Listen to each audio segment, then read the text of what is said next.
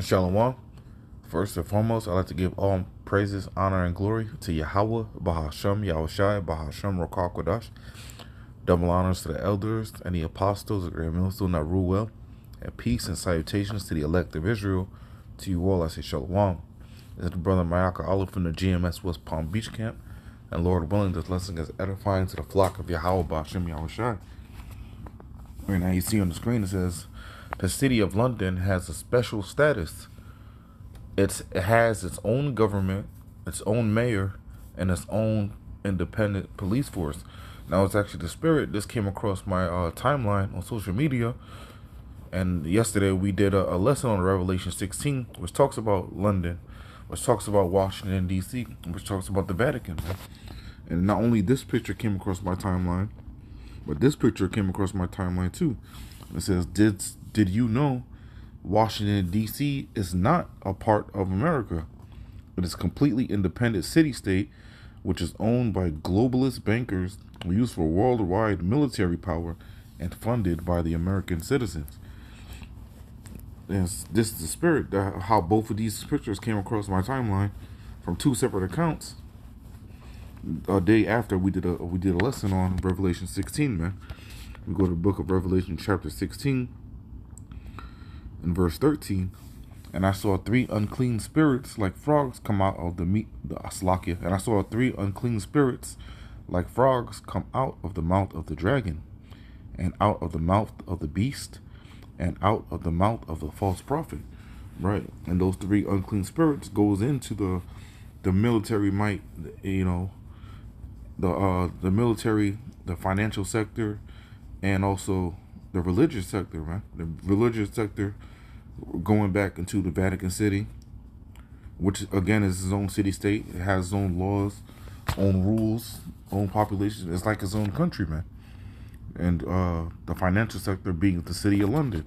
It's like we're seeing in this picture here, man.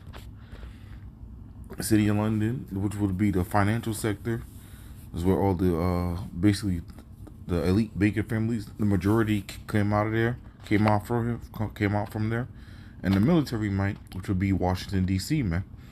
All right, these are the three unclean spirits like frogs coming out, and it says how it's used for worldwide military power, man. Because the United States, aka Babylon, you know, is known for having the strongest military on the earth, man. Because Esau Edom is known for his blessing, which is the sword, man.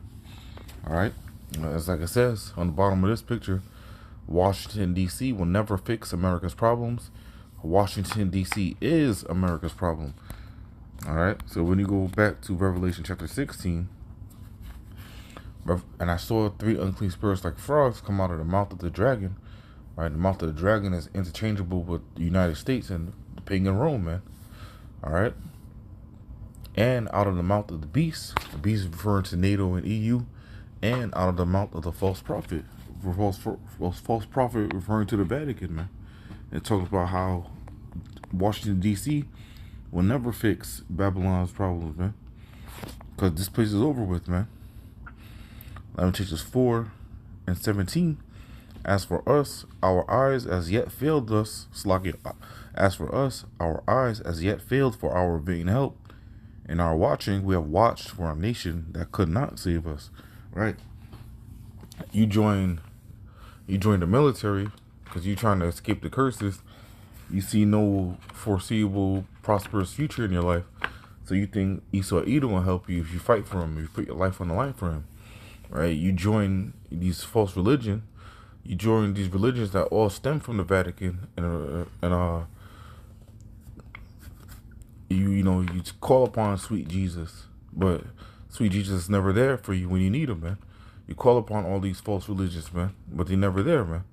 So you join the military power, you join the religious sector, and you put your faith in the financial system, man. You say that you gotta chase the bag, but you gotta do anything for money. But at the same time, that can't save you either, man. All right? Which is profit not in the day of wrath, man. All right? So there's no one that can save you, Israel, except for Yahweh Bashem Yahushai. You turn to everybody and everything else but the Lord, man. And this is why our people are destroyed, man. Go real quick. to the book of Baruch, chapter 4 and 6. You were sold to the nations, not for your destruction, but because you moved Yahweh Bashem Yahushai to wrath, ye were delivered unto the enemies. All right.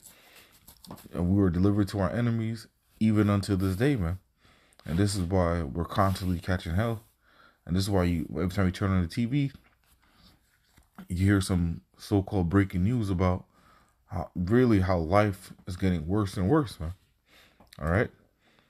Verse 7, for ye provoked him that made you by sacrificing unto devils and not to Yahweh. Right. You wanted to serve everybody else but the Lord, man. The power that you originally made a covenant with, right? You said forget that covenant and you wanted to make a covenant with death. And now here you are. You're getting exactly what you wanted, man. Jake out here getting shot in the face, man, for calling upon sweet Jesus, man. Still not learning their lesson, man. Think everything's a game, but the game's almost over, man. We're almost out of this place. All right, Slovakia. I wanted to get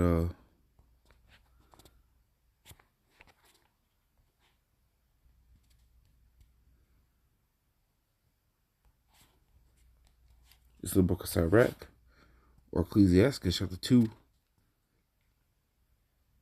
Slovakian. Well, actually, I'll read that. That's not what I wanted, but I'll still read it. Sirach, or Ecclesiastes chapter 2, verse 10. Look at the generations of old and see, did ever any trust in the Lord and was confounded?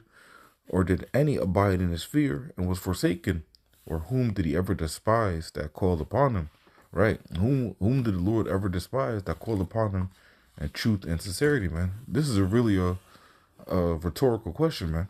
Because the answer is nobody. But people still want to call upon false idols, man. People still want to believe in Christianity. People still want to put their trust and hope in Egypt, man. All right? What does the scripture say about that?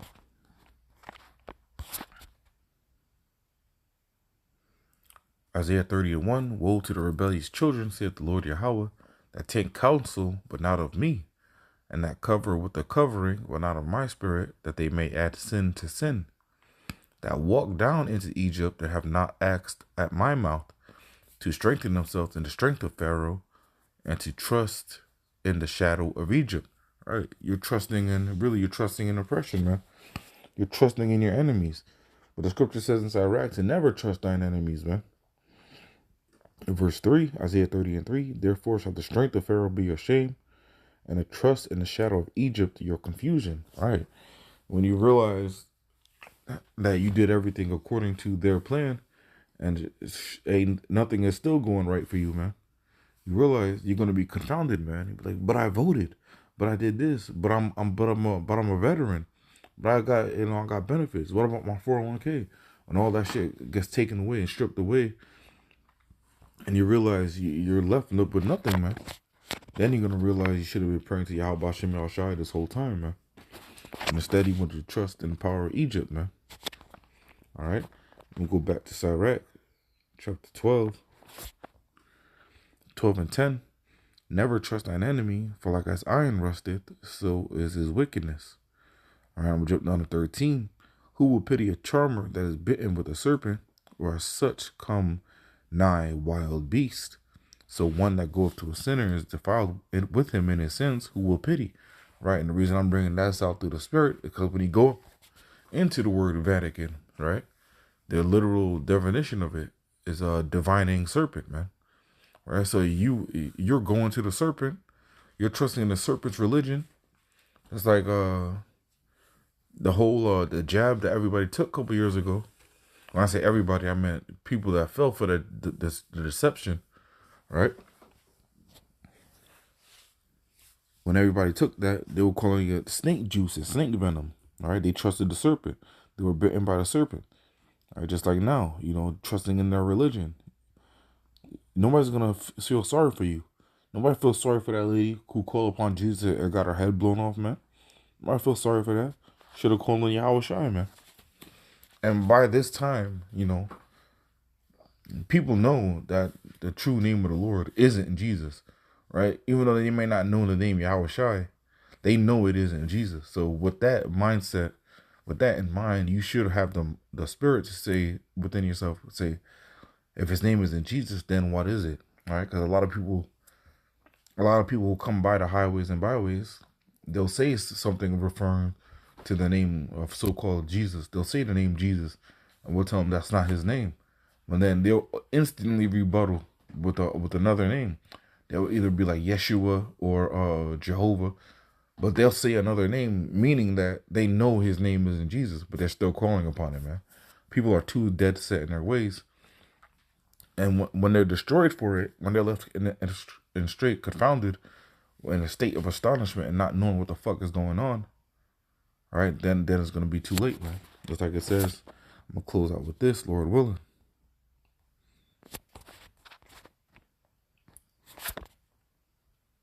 The book of Judges, chapter 10, verse 13. Yet have ye forsaken me and served other gods, wherefore I will deliver you no more. Right? You forsake other God, you forsake Yahweh Bashir Yashai for other gods. The Lord's not going to deliver you anymore, man. He turned his back on him, he's going to turn his back on you. Verse 14. Go and cry unto the gods which ye have chosen, let them deliver you in the time of your tribulation. Right? Hey, when you're destitute of help and crying, or, from the bitterness of your soul, hey, no call upon Yahweh Hashem Yahshai then if you weren't, if you weren't calling upon him before with truth and sincerity, man. Don't call upon the name because, you have no resort. Call upon the name because you truly love him and care about him and believe, right? And fear him, right? But, if you don't fear him, continue calling out to your false idols, man. And see how far that gets you, man. You fuck around, get your head blown off too. Or something worse, man. But I'm going to wrap it up with that. Lord willing, this lesson was edifying. Again, I want to give all praises, honor, and glory to Yahweh, Ba'ashem, Yahushai, Ba'ashem, Rakakwadash. Double honors to the elders and the apostles of great millstone that rule well. And peace and salutations to the elect of Israel. Until next time, we'll say shalom and abad wabal.